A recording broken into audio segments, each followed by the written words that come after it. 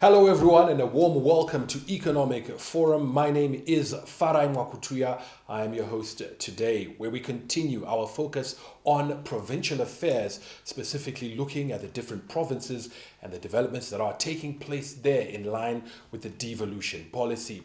Tonight I'm joined by none other than the Secretary for Provincial Affairs and Devolution for Matabeleland South Province, Mrs. Latiso Dlamini Maseko. Ma'am, it is a pleasure to have you on the program. Thank you very much, Farai, for having me in this program. Now let's get straight into it and look at some of the measures that have been implemented in your province, the economic policies to try and boost the economy of your province. Matabeleland South Province is a province that is predominantly a rural province. I guess you are all aware that most of the policies that are being driven, especially in the Second Republic, they are pro-people. And where are the people? 70% of the people are in the rural areas. So Matabeleland South Province is also among those provinces that are actually implementing the government policies. We do not frame the policies at a provincial level. Mm-hmm. We do not craft those policies, but we ride upon the policies that are already implemented in the nation. For instance, the rural industrialization policy. Mm-hmm. That policy is a spot-on kind of a policy. Remember, development has always been skewed against the rural areas. Mm-hmm. Development was happening either in urban areas or in growth points. But now with the rural industrialization policy, we are ensuring as a province that development of an industrial nature goes to the provinces, the rural provinces. And what am I saying about that? If you're talking about Beitbridge, where we are having a juice plant, where we are crushing oranges, we are ensuring that there is an industrial center in terms of the crushing of the oranges. We're coming up with the juice. What happens then to the communities? We are having employment creation from that area. We are having infrastructural development from that area. We are having a community that has got disposable incomes. We want people who are not beggars. If we talk of Vision 2030, we are heading towards people who are non-beggars, who will be working for themselves, not necessarily to come into the cities and congest the cities, but work from their areas where they are located in the rural areas. Indeed, as you quite rightly say, that spirit of entrepreneurship and dependency on their own without having to come to the big cities. What's the reception been like from the people in your province? Are they receptive and ready to capture these opportunities? People are so ecstatic. Mm-hmm. People are saying there are very few activities now that are happening in the cities as compared to what is coming up in the rural areas. We are having new developments in the province under the mining sector. We are having mines like the Zulu Lithium, which is in Insiza. We are having a Mandihongola mine. It's a lithium mine too, which is in Gwanda. People are happy. We are having children taken to school by some of the proceeds that come from those mines. Mm-hmm. Mm-hmm. Something that never happened. We have infrastructure that has been developed. Some people were staying in pole and dagger huts, but as we speak now, those companies have actually managed to build standard 4-roomed houses. We are having schools being rehabilitated or refurbished, or even new schools coming up from those big mines. Those are 2 new mines that I'm talking about. So who wouldn't be happy about that? Mm-hmm. You had asked me if the people are receptive. They are extremely receptive. Secretary Dlamini Maseko, let's zero in on the issue of infrastructure. You did mention it. What are some of the major infrastructure projects that are underway or planned for your province? Okay. If I talk of infrastructure, I would zero in mainly on the roads. I can talk about one road named Bulawayo Kezi or Bulawayo Matopo Road. As we speak, there's a 10-kilometer stretch which is being resurfaced by the Department of Roads. There are other roads that are being gravelled. For instance, Gwanda Mapisa. We have roads that are being rehabilitated, that's on roads. But obviously on schools and clinics under devolution, we are seeing quite a number of schools coming up, clinics coming up in the province, the entire 7 districts of Matabeleland South province. And this has come in handy, especially for the clinics where we are seeing the shortened distance for our communities, especially women of childbearing ages. If clinics are brought closer, we have shortened that distance, and we feel that the women's cause is actually being considered. For schools, maybe I can also add to say we have science laboratories that are coming up. Matabeleland South Province had a serious problem with STEM subjects. Very few laboratories, but now we are ensuring that they are learning pure sciences also. Indeed. Let's take a short break now because we want to continue this discussion and look at all the other sectors and areas that have been impacted during the course of this year. It is Economic Forum. My name is Farai Mwakutuya. We'll come back and continue this conversation shortly.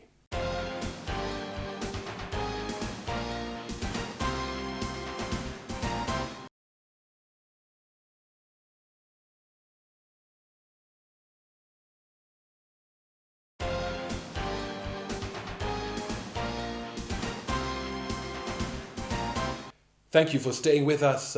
Economic Forum continues. My guest today is none other than the Secretary for Provincial Affairs and Devolution for Matabeleland South Province, Mrs. Latiso Dlamini Maseko. Before we went to the break, you spoke about some of the infrastructure projects that were underway, schools, hospitals, clinics. Could you give us some specifics in terms of numbers so we get an idea of what's actually taking place on the ground? Like I've indicated, we have had about 136 projects. These vary from schools, clinics, and even water points and bridges. But for the quarter or up to date, as we're in June now, Of 2025, yes. of 2025, we've had about 10 clinics and then 15 classroom blocks, as well as 3 bridges that have been constructed through the devolution funds. It's a progression from the year 2024 since we hadn't gotten the funding for the past year, but some activity was taking place with the residual materials that we had. Indeed. Now let's turn to the issue of agriculture, because as you said, predominantly a rural-based province. So the bulk of the activity will be agricultural, won't it? Could you talk to us about some of the policies from an agricultural point of view that are taking place in the province? We have quite a number of programs that are taking place. For instance, if you talk about the Fomota Indwasa, a program that is assisting the communal farmers big time. With the climate change, we are seeing a lot of changes in the weather patterns.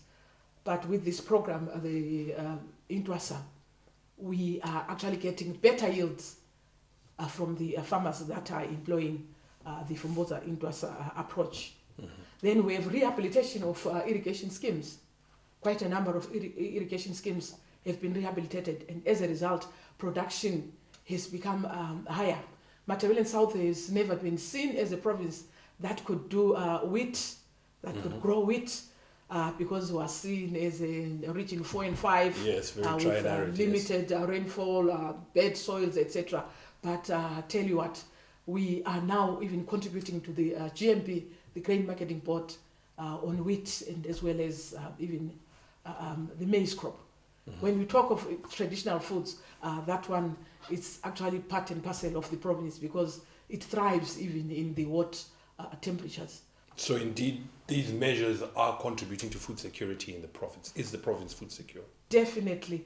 But I would like to indicate to you that with the El Nino-induced drought that befell us last year, I cannot confirm that we are totally food secure because that really affected the province a lot.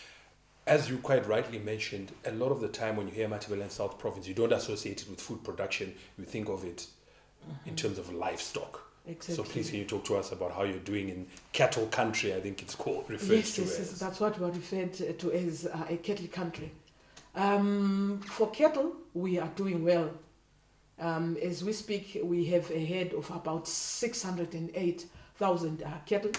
And remember, our population is around 790 people. So we can say at least a few people do not have at least one cow one if we decide to spread it that way. However, we want to grow our herd. As a result, we have programs and initiatives like the artificial insemination that is happening in Matobo district, which is adding to the number of cattle that we have. We have other programs that ensure that our cattle do not die. We have the tick grease, where we ensure that the tick-borne diseases are minimized. We also have the hay baling, which started in earnest last year when we were affected by this terrible drought that bedeviled us. Yeah. So for this year, we already have tractors that are in place to say even if there is drought or no drought, we will just continue baling the hay. We are on it. We are on the grass now. The grass, we don't want it to burn. So we want to get it all and make sure we keep it for our cattle. We, however, lost a lot of cattle. It was a drought situation. We couldn't do much. However, we are putting strategies in place, like I've indicated, the hay baling, drilling more boreholes, the village business units, whereby we'll also have cattle traps alongside with growing of maybe vegetables. So our cattle will also be getting water, even if it's in a drought situation, from boreholes. Yeah. So we're really trying to ensure that we grow the herd. We are envisioning maybe having at least maybe 1 million cattle within 2 or so years if we manage our cattle well. Madam Secretary, let me ask you this. How inclusive are these policies? You did mention that you've got a certain population. So how accessible is it for everyone in the province to be able to also participate and benefit from these, particularly the agricultural schemes? We've got an area named Makorokoro. It's only 12 kilometers away from Botswana. But His Excellency launched a program like in the agricultural hub. Just as far as that area, now people are having fingerlings from that area. They are growing crops, they are having vegetables, they are keeping goats. So we try by all means to go to the furthest areas. Very exciting development certainly taking place there, and I want to thank you for sharing these insights. We need to go for another short break now, but we will continue this discussion. It is Economic Forum. Do stay with us.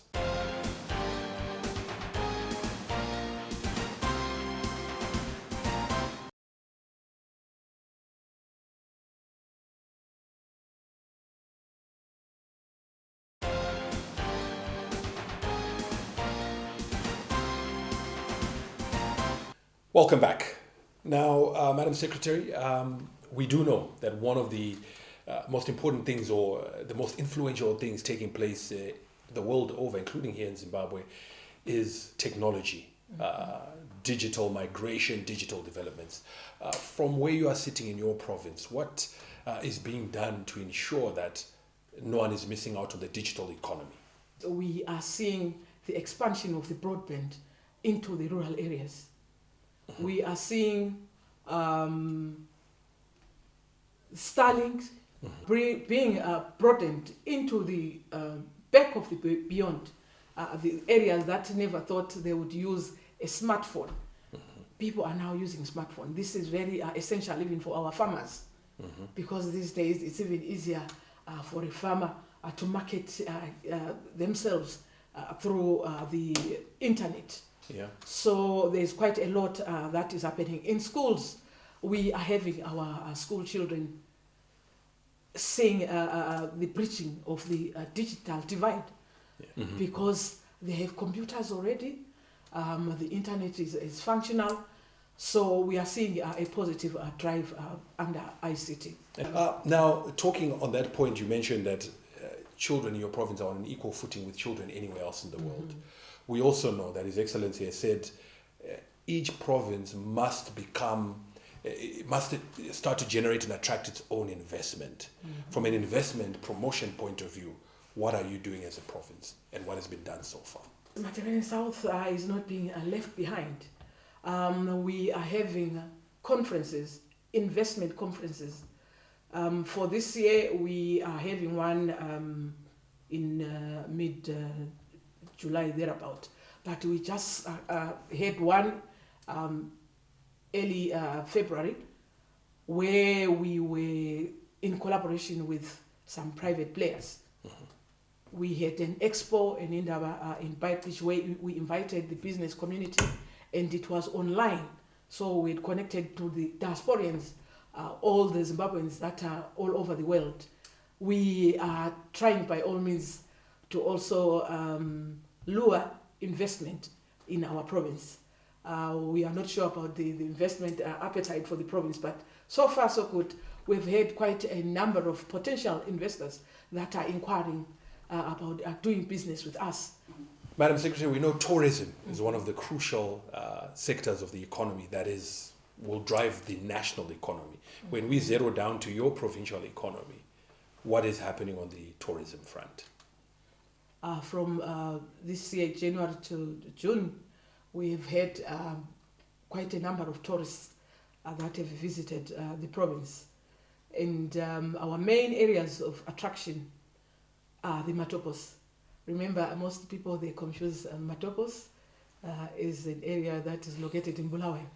Matopos is in Madobo district. It's yours. In Matabele South province, and we fully post about that area. There is also an area called Danaples, which is coming up. We've had a few tourists which are coming up, but we're trying to spruce up the infrastructure so that the place becomes more attractive. But as I speak now, I would like to inform you that we are having an increase in the number of tourists that are coming in. How do we measure that?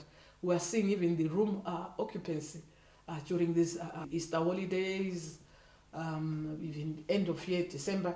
We had quite a number of tourists that visited Matabele South as compared to 2024. Now, we've spoken a bit about higher primary and secondary education. Let's now talk about the higher and tertiary education side. Okay. There is obviously a Gwanda University in your province.